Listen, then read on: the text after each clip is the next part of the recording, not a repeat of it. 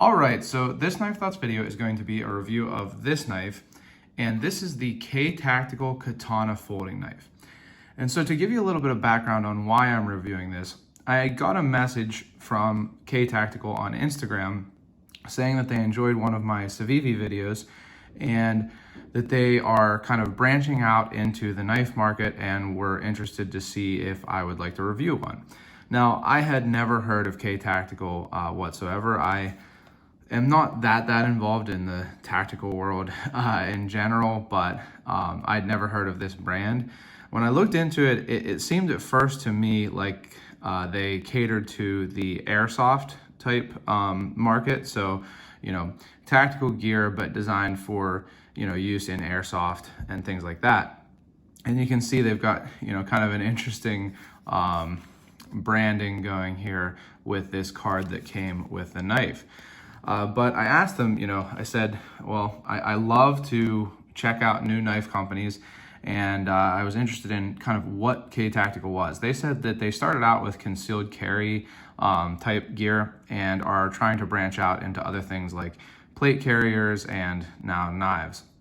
So like I say, I really enjoy getting to check out new knife companies. It's something that if you've watched my videos on American Blade Works and Axial Gear and other companies like that, it's really cool to kind of get in when they're starting out and get to see the progress of the products and the company itself.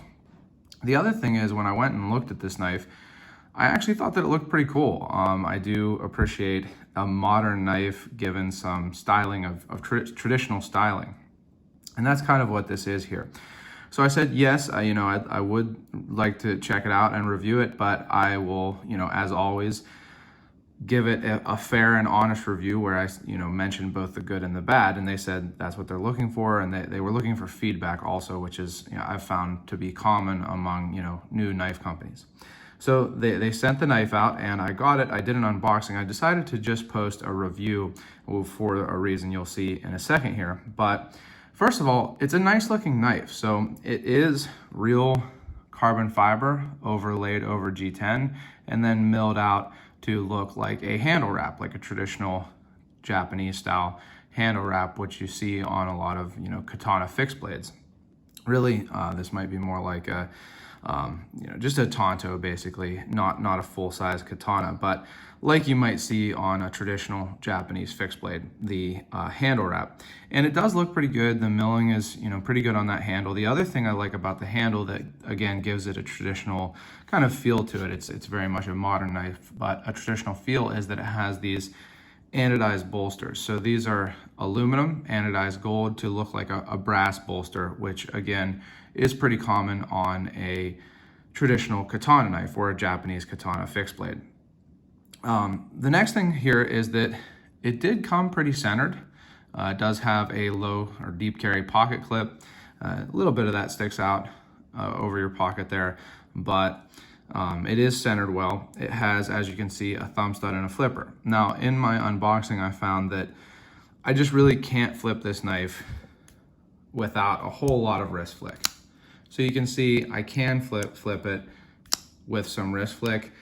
It's not the worst flipping in the world, I'll tell you that. I mean, when flipper knives were becoming popular, a lot of companies were trying to make them, and it was, more common than it is now to need to do that kind of wrist action. So you can see that you can flip it out, but you just can't do it without that wrist action. So showing you once without moving my hand at all, I can't do it without that wrist motion. And now the reason for that, it doesn't have a big flipper. As you can see, it is, because of that, pretty much a push button style flipper. You can't get a whole lot of that light switch style pull. You can see if I really try, it might come almost the whole way open, but not enough that it locks. So you can certainly flip it with a little bit of wrist flick, but without that wrist flick, it's pretty tough to flip open the whole way with the flipper. Now the thumb stud works really well. The other reason I think that it's a little bit hard to flip open is as you can see, and as you might expect for a knife of this price, which I'll mention later, is that it is on Teflon washers. So this isn't on ball bearings or even phosphor bronze washers. But the thing is, you know, even the venerable Rat 1 and 2 are also on Teflon washers and are in this price range, a little bit higher than this now. But so not super surprising that it is on Teflon, but that's probably one of the reasons that it's a little bit hard to flip open. But again, the thumb stud works perfectly fine. I don't have any trouble getting to that thumb stud, even though it's a nice small cutout for it. And I don't either have any trouble getting to the lock because of that cutout, and it is a liner lock. It locks up pretty far across, I'd say about 80 or maybe even 90%, but it locks up solid, and even without the blade locked, it doesn't have any side-to-side play. So in that realm, you know, pretty good. It's not the smoothest knife. It is definitely not going to drop closed, but again, it does lock open solidly and open pretty well with the thumb stud. The other thing here about this knife is that it is not a high-end steel, which, you know, not a huge surprise. It has a polished blade, but it's 3CR13 MOV steel, or it actually just says 3CR13 on the website. So I shouldn't assume that it's MOV, but it's 3CR13 steel. So on the lower end of steels, maybe something like 420, something like that, if you're more familiar with those type steel designations. And it is about a 3.25 inch blade. But to be honest, I think it's a relatively good looking blade. It has a kind of classic, maybe what you might call an Americanized Tonto, where it has the straight edge and it is a hollow grind leading up to a flat grind here, a hard angle towards the tip. It does have some drawn swedging on both sides of the blade towards the tip there. The thumb stud is only on one side. Now, as for the grind, it doesn't look, you know, too thick. It certainly isn't, you know, a perfect grind by any means, but it's not like some knives in this price range where, you know, the edge is so thick that you probably won't be able to use it very effectively. So judging by the fact that I actually really like how this looks, and the other thing about this is that it's a pretty nice slender package. You can see that the blade fits completely within the handle. So when you put this in your pocket, it really doesn't take up very much space, particularly for, you know, not a big knife, but not a super small blade, not a super short blade. So it doesn't take up a whole lot of space, being that that blade fits all the way in, and being that I liked how it looked, really, I was a little bit disappointed with that flipper not working because two things. One, when there's a flipper there, it's kind of natural that you're going to try to open it with the flipper, I think.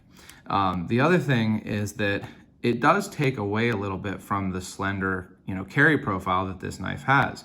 So I decided, since they actually did send me two of these, they said I could do, you know, whatever I liked with them. I decided to take one apart, and I'll show you the inside here. As you can see, it is Teflon. Some definite machining marks in there, and I do think that these bolsters are actually what you might say pinned or peened. They're permanently attached.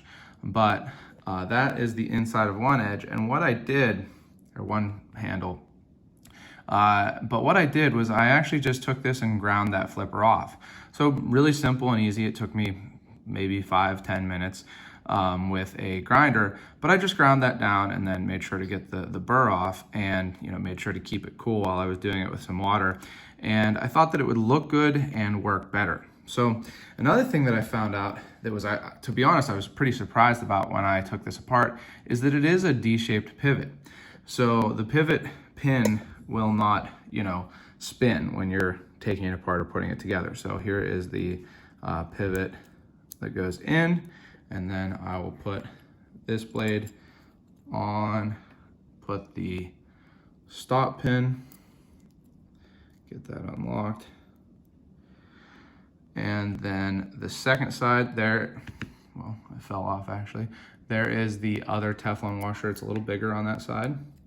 And of course, the stop pin fell out there, but we can get that back in.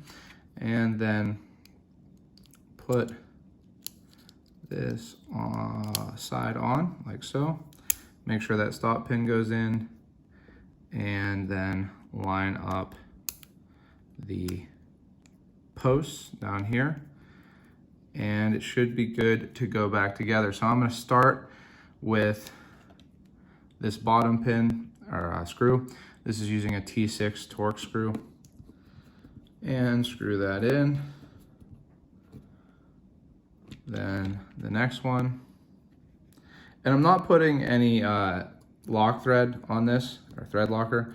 I just want to put it together, see how it works, and then go from there. This is actually the first time I've put this knife back together after doing the modification to the blade, so specifically for this video. So we'll see how it goes. The pivot screw has a different thread size. It is a T9. So get that in.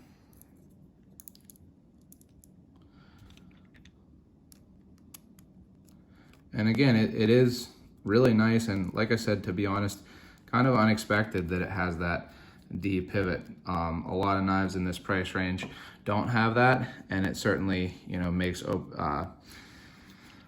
maintaining them, taking them apart, which I don't take knives apart super often, but it makes it a little bit more precarious because the pivot can spin. But so I think that that looks a lot nicer, and that's actually what I sent to them as my feedback, is that I think, you know, flippers are great, and if you could make it so that it flipped well with ball bearings or even assisted at this price point, it would be worth having a flipper. But if you can't make the flipper work and keep it at the price point that you want, then I think it would be better off as a thumb stud only knife. You know, everybody loves flippers, but I think people are getting maybe a little bit, you know, burnt out on them. And if it's not gonna work, then I don't think that it's a positive for the knife. So let's see if it still opens well. Yep. And let's check for some blade play.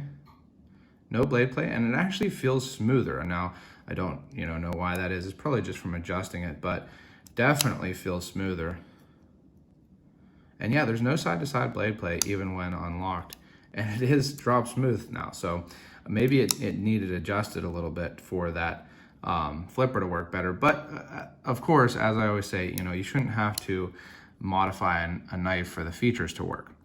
But I actually think that it looks a lot better without that flipper, a lot sleeker, and also a little bit more traditional. As you can see, it has more of that traditional outline or pattern to it. And real quick, I wanted to give you some size comparisons. So here is a Benchmade full-size Griptilian, and then another EDC classic, the Spyderco Native 5 lightweight version. And then one other thing that I wanted to kind of mention here is that a lot of people give Spyderco a hard time about their carbon fiber overlay rather than using, you know, full carbon fiber. And, you know, this might be a good example of why that is kind of fair. Now, I'm not going to say that it's exactly the same quality or anything like that of carbon fiber, but these are actually the same materials. This is a carbon fiber overlay over G10, and this is a carbon fiber overlay over G10, but this one's actually milled out to a cool pattern. So just something I wanted to throw in here.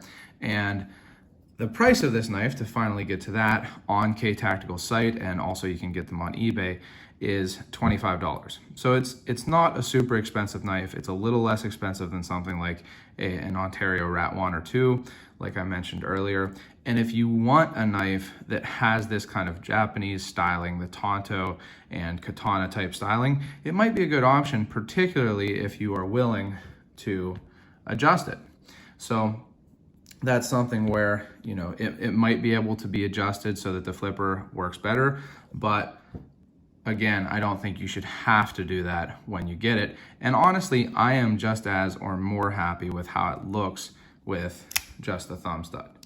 As you can see, still smooth and still no blade play. So I'm happy with my mod, and I do wish KTactical a lot of success with their knives. I think it's always a good thing for a new knife company to enter the market, and particularly with this kind of cool and unique styling. It's not something I've seen exactly like this on really any other knives, particularly at this price point. So I appreciate KTactical sending these along. I do have other plans for these knives, so make sure you subscribe to the channel and click the bell so you know when I post new videos. And as always, make sure you check out my social media. I'm on Instagram and Facebook at Knife Thoughts, and my website, knifethoughts.com, where I post articles on knives like this and knife-related topics. Last but not least, as always, don't forget to go out and do good.